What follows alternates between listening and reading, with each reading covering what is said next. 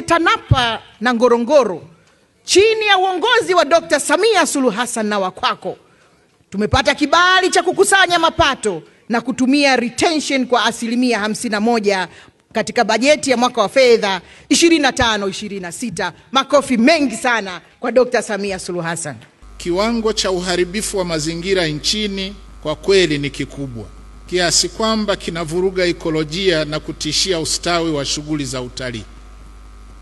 Na kutokana na uharibifu huo, tunaushuhudia muingiliano kati ya wanyamapori na binadamu ambao unapelekea athari kubwa zaidi, vikiwemo vifo na uharibifu wa makazi na mazao. Hivyo suala la utunzaji wa mazingira na mabadiliko ya tabia nchi linapaswa kupewa kipaumbele katika uendelezaji na ukuzaji wa utalii.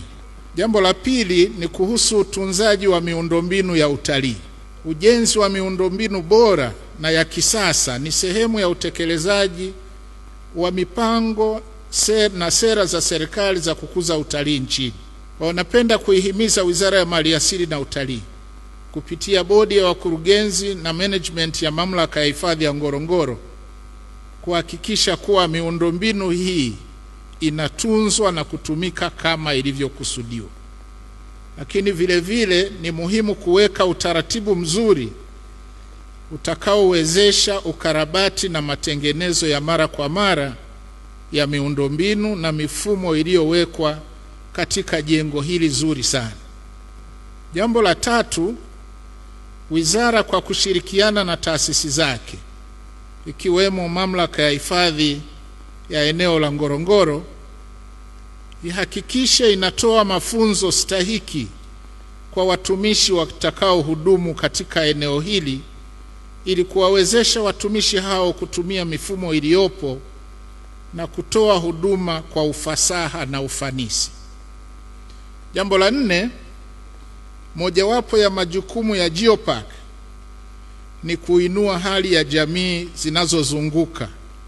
Kwa Kimasai tena na maanisha empowering the local communities.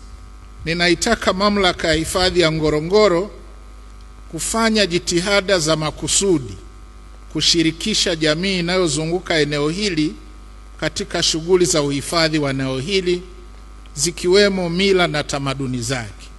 Jambo la tano ni wito kwa Watanzania na hasa katika wilaya za mkoa wa Arusha na mikoa mingine nchini kujenga utamaduni wa kutembelea vivutio vyetu na maeneo ya kihistoria ili kujifunza na kujionea utajiri mkubwa tuliojaliwa.